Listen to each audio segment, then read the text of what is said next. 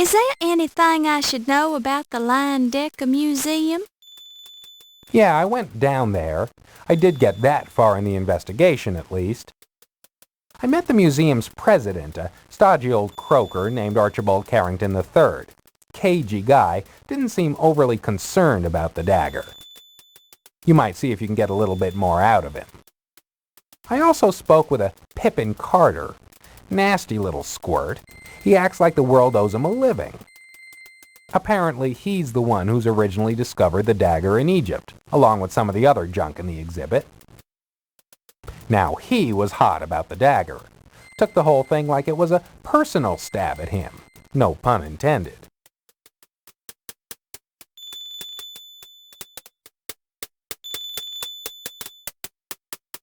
Give me the lowdown on the 12th Street docks. Lowdown? You've been reading too much pulp fiction. The docks are the docks. Keep away from them unless you have business there.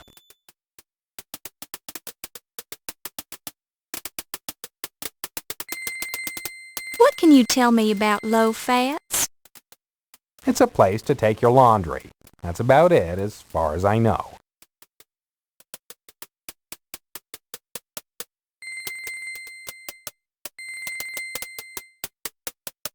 Anything I should know about the police station?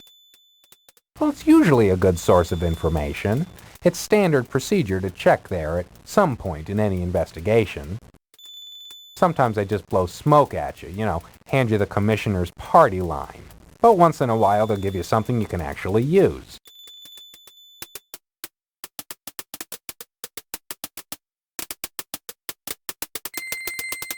Is there anything I should know about working here at the New York Daily Register News Tribune? Well, first of all, we call it the Trib. No need to use the whole name. I don't think anyone in New York even remembers the whole shebang. Second, don't worry about Sam. He's gruff and loud, but he's really a cream puff. Don't let him push you around. Lastly, don't get too attached to any one assignment. You never know when it'll be yanked away from you and given to some less experienced reporter with no qualifications except an in with the boss. Ahem. Sorry, didn't mean to get peevish.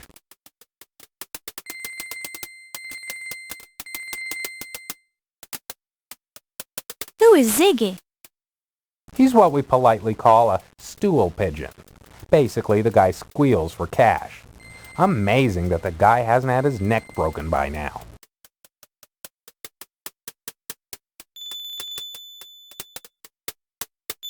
Have you heard the name John Bow? Don't think so. He a relative of yours? He's my father. Oh, Sam's friend. Never met him, I'm afraid.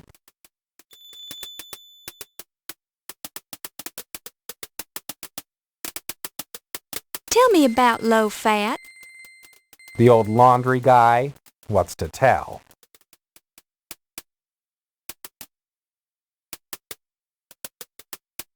Tell me about yourself, Mr. Rhubarb. What's to tell? I'm a reporter for this paper, probably since before you were born. But I want to know about the real Crodfaller T. Rhubarb. You mean there's another Crodfaller T. Rhubarb? No two sets of parents could be that cruel. That's okay, Mr. Crodfaller.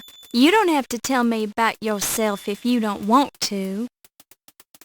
Rube. Who are you calling a... Oh, Rube's your nickname, isn't it? Sorry, I forgot.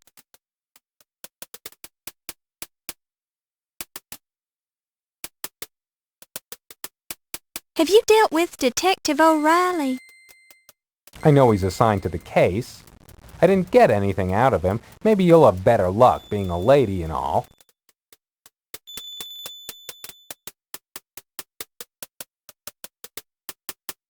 What should I know about Archibald Carrington?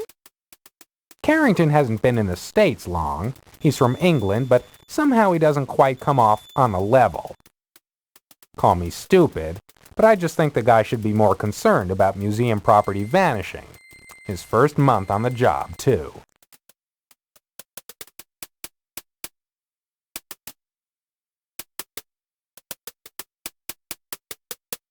can you tell me about this Pippin Carter character? A queer bird, if ever I've met one. Kinda comes across as cultured, yet he's a loudmouth, you know what I mean? He's got a chip on his shoulder the size of the Brooklyn Bridge. He'll try to cut you down, just shake it off. That's what I had to do.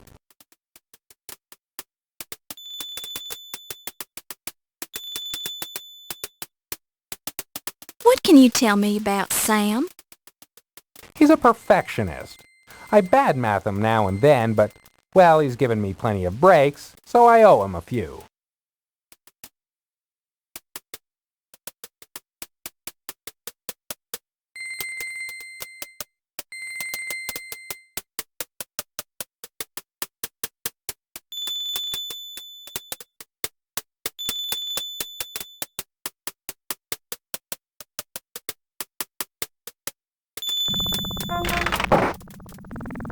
Busy New Yorkers on their way to work, ignoring everyone else as they concentrate on putting one foot in front of the other.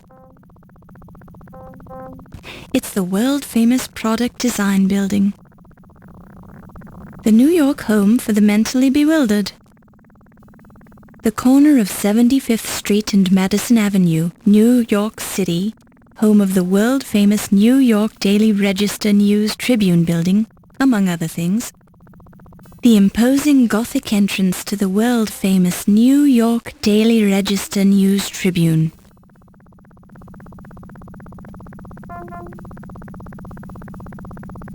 This person is too busy to stop and talk to you. A sign with the word taxi printed on it. This could have numerous meanings. However, since it does not look like a taxi itself, it probably just means that taxis will stop here if summoned. There are no cars coming from this direction. It's a car. A woody perennial plant with one main stem or trunk which develops many branches, usually at some height above the ground, otherwise known as a tree.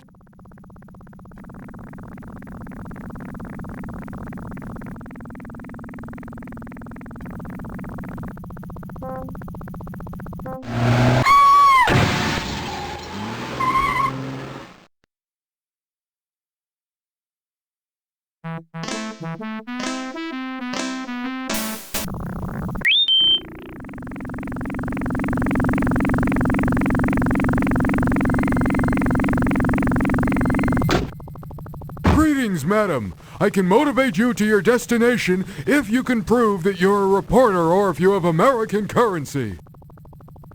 Please don't touch me, madam. I don't know where you've been. Don't touch it. You don't know where it's been. It reads Taxi Operator's License, New York Taxi Control Authority. The bottom of the license reads, License renewed September 5, 1926. The driver's name is Rocco. The driver is a big, rough-looking guy with a broken nose. Whatever you do, don't touch him.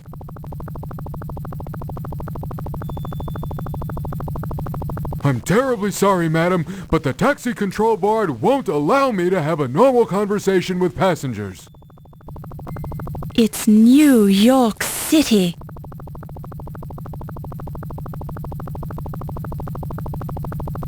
To what location would you like to be motivated, madam?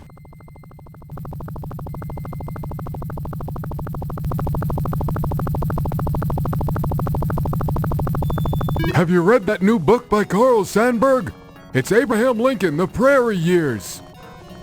Actually, it's the first 2 volumes of a 6-volume biography, and I find it quite stimulating reading. Thanks for traveling with us, madam. Have a pleasant day.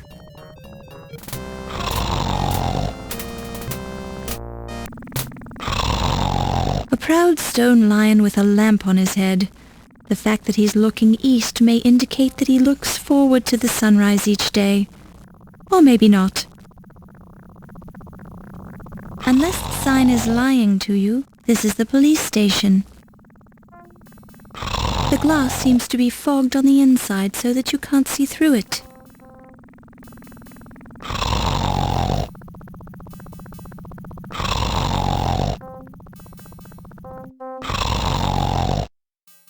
A man sleeping under a newspaper. Judging by the strong smell of alcohol, you deem it wise not to light a match in his presence. Excuse me, sir. Don't bother me, lady. I'm sleeping. He snores in response. While this is an interesting approach, it serves no practical purpose. A very nice fake stone column.